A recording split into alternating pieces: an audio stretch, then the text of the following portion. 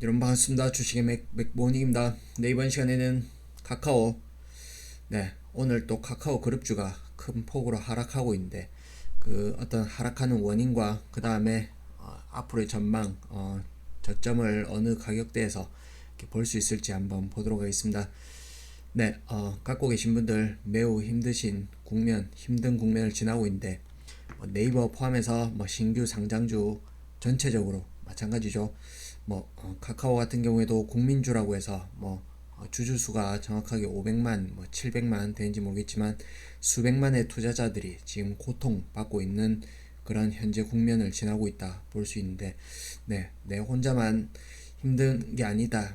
이 부분이 위안이 될 수 있을지 모르겠지만 어쨌든 힘내시길 바라고, 그렇다고 실적이 없는 그저 꿈만 있는 그런 주식은 아니죠. 그래서 우리가 또 이런 국면을 지나고 다음 사이클이 온다면 일정 부분 회복은 분명히 될 것이기 때문에 이 부분에 희망을 놓지 말고 이렇게 가져가자 이렇게 말씀드립니다. 그러면 전반적으로 봤을 때 지금의 위치를 어떤 이해 관점으로 해석해야 되는지 한번 보시면, 일단 저금리를 바탕으로 그 다음에 카카오, 그 다음에 다음이 합병했죠. 그 부분 고속 성장을 하면서 최고의 황제주, 대형주 중에서는 플랫폼 황제주로서의 그 시세를, 엄청난 시세를 뿜었죠. 그 부분 사실 이 부분은 정말 과하다 싶을 정도로 끌어당겨 올렸었습니다.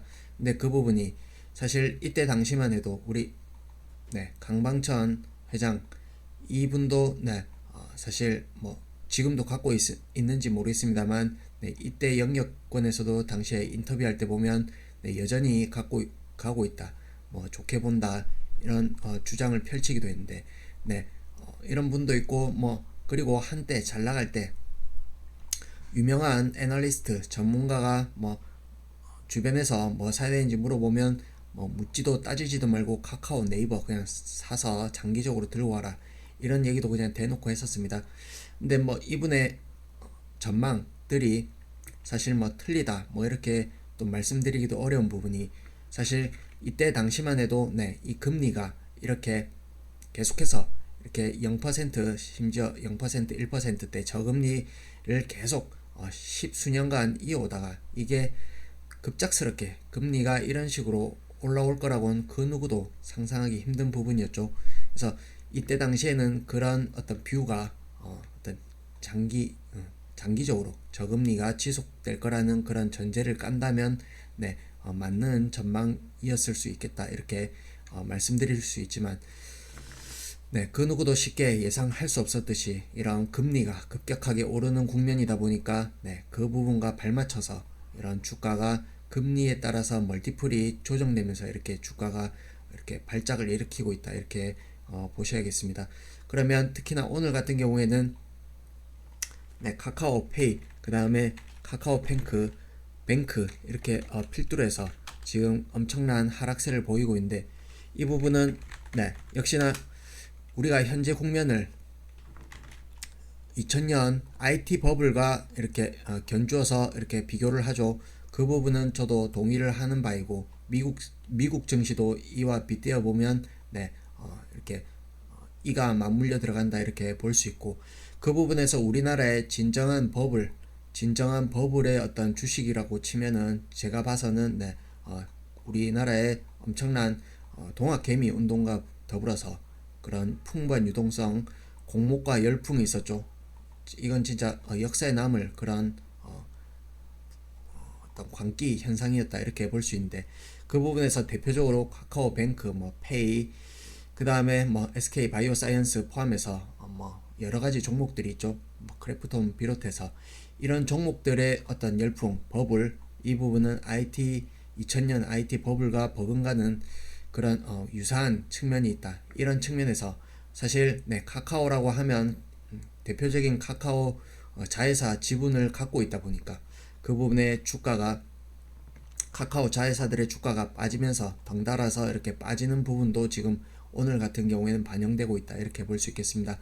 그리고 실적으로 이렇게 봤을 때도 사실 멀티플이 그만큼 낮아져야겠죠. 그 부분에 네이버 관해서 외국계 어떤 매도 리포트가 나왔는데 그 부분 관련해서도 네, 카카오도 자유로울 수 없겠다 이렇게 설명드릴 수 있겠습니다. 뭐 올해 내년 뭐 보시면 내년 기준으로는 네, 퍼가 30 가까이 하는데 이 부분 네, 미국의 빅테크와 비교하면 비싸다 뭐 이런 관점에 매도 셀 리포트를 냈는데 그 부분이 시장에 지금 반영되면서 지금 투매가 일어나고 있다 이렇게 볼 수 있겠습니다. 그러면 현재 위치 이렇게 봤을 때 주가가 네, 카카오 같은 경우에는 특히나 워낙 높은 자리에서 떨어지다 보니까 사실 지금도 과연 싼가 이 관점에서는 네, 사실 물음표가 붙는다 이렇게 설명드릴 수 있겠는데 지금 고점 대비로는 네, 70%의 하락이면 네, 대형주 치고는 네, 엄청난 하락이다 이렇게 볼 수 있겠는데 이 부분에 어떤 과도했던 하락 분을 제외한다면 네, 지금도 사실 네, 저평가다 이렇게 말씀드리기는 좀 어려운 부분도 있다 이렇게 볼 수 있겠습니다. 그 부분은 네, 시각에 따라 다를 수 있겠죠.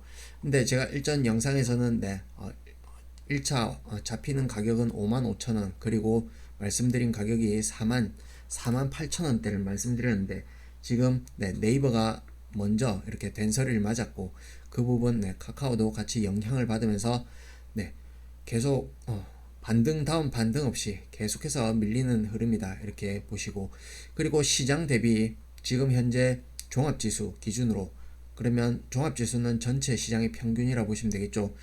그 부분 보시면 네, 시장은 10년 이평선을 깼다가 지금 그 근방에 위치하고 있는데 카카오 같은 경우에는 네, 10년 이평선은 이 선이 되겠습니다. 현재 42,000원대를 41,000원대를 지나고 있는 게 10년 이평선인데 여전히 종합지수와 비교한다면 우위에 있다. 가격 위치 자체가 우위에 있다 이렇게 볼 수 있는데 이 부분을 현재 국면 워낙 고금리를 지나고 있고 성장주의 어떤 밸류 이 부분이 좀 할인 요소로 작용하다 보니까 이 부분에서 시장 대비 우위를 논할 수 있는 이 가격에서 저점권이라 단정적으로 말씀드리긴 좀 어려운 부분이 있다 이렇게 설명드리게 됩니다.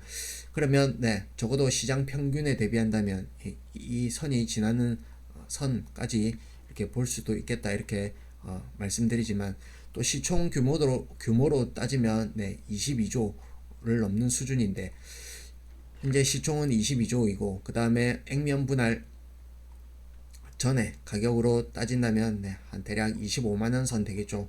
그래서 이 부분 우리가 사실 센티멘탈하게는 네, 22조 너무 과하지 않나. 우리나라 대표적인 우리가 모바일 메신저 카카오톡 없이는 살 수 없고 그런 우리 생활과 밀접하게 관련되어 있는 어떤 우리나라의 대표하는 플랫폼 대장주인데 이 부분 22조 이 정도면 저렴하지 않나 이런 생각을 많은 또 개인 투자자들이 하지 않을까 이렇게 생각도 해봅니다.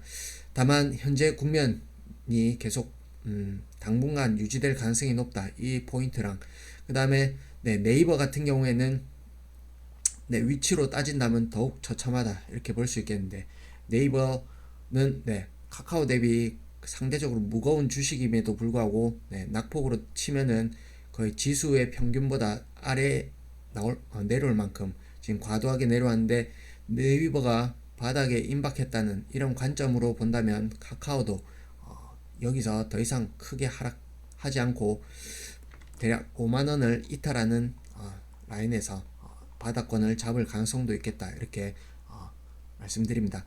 반면에 카카오 자리가 아직까지 저점권이라기보다는 조금 더 내려올 가능성을 엿본다면 네이버 또한 추가 충격이 있을 수 있다 이렇게 또 거꾸로 해석해 볼 수도 있겠습니다.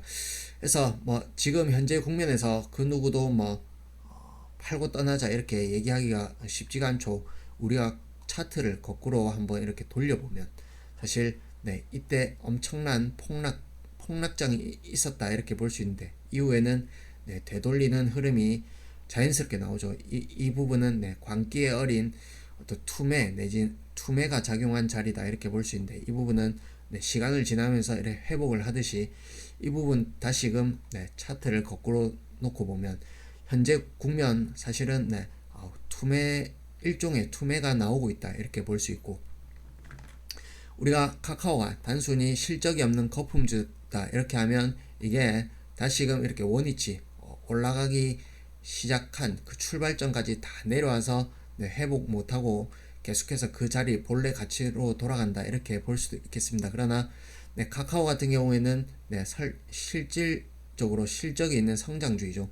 그 부분에서 분명히 현재 국면 추가 변동성은 있을 수 있겠으나 시간이 지나서는 반드시 올라올 수 있다. 이 믿음을 가져야지만이 현재 구간 버틸 수 있다 이렇게 설명드리고, 앞서 차트를 이렇게 뒤집어 놓고 봤듯이 올라가는 것도 이 어떤 광기가 이 시세를 어디까지 끌고 갈지 모르듯이 하방 이쪽도 마찬가지가 되겠습니다. 지금 보시면 최근에 계속해서 흘러내리지만 봉 길이 자체는 크지 않았죠. 그렇게 계속해서 5일선을 타고 흘러내려왔는데 드디어 이제 봉 자체의 길이가 커지기 시작했다. 이 부분은 모두가 지금 매도에 동참하는 그런 구간에 놓여 있다 이렇게 볼 수 있는데, 이 지금 현재 받고 있는 어떤 주체가 개인이냐 외국인이냐 이걸 떠나서 어떤 파는 주체보다 받는 주체가 장기적 관점에서의 매수라면 반드시 이길 수 있다 이렇게 판단되어집니다. 그래서 고점에 물려 계신 분들은 예를 들어서 최고점에 샀다면 70%의 손실이고, 그 다음에 이 중간에서 잘 샀다고 저점이라 생각하고 샀지만 마찬가지 현재 구간 53%의 수익률이죠. 그리고 최근에 어떤 이때 고점에서 산 분도 지금 거의 40%의 손실이 나는 그런 위치이기 때문에, 손실이 큰 분들은 사실 이쪽에서 팔고 떠나는 건 사실 좀 어리석은 선택일 수 있다. 물론 당장에 추가 변동성이 나온다면 이 가격이라도 잘 팔고 나갔다 이렇게 단기적으로는 생각이 들 수도 있지만, 이 부분 시간을 놓고 나중에 회복되는 과정이 펼쳐진다면 이때 내가 그래도 좀 버틸 걸 이런 생각을 할 가능성이 높지 않나 이렇게 생각합니다.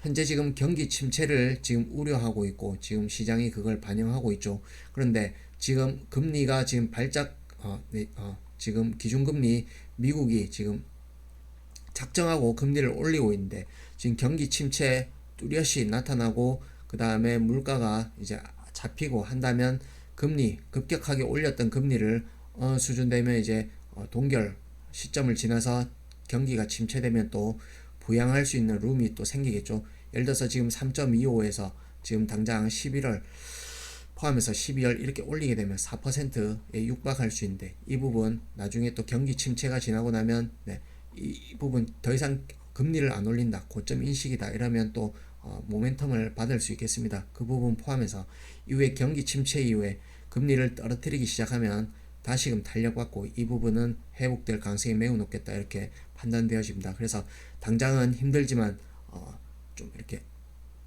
잘 버텨나가시길 바라고, 다만 현재 구간에서 저점을 노리고 어떤 강한 신용을 동원한 그런 풀 배팅 이런 부분은 상당히 위험할 가능성이 있다 이렇게 말씀드립니다.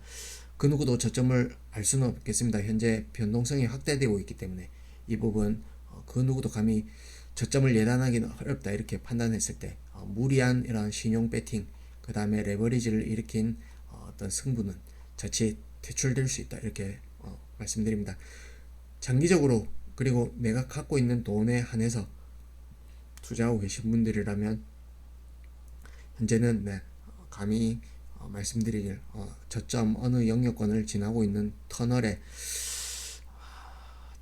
끝은 머지않았다 이렇게 말씀드리기보다 거의 지금 최악의 국면을 지나고 있는 게 아닌가 이렇게 말씀드립니다. 힘내시고 또 이후에 차입 들어있습니다.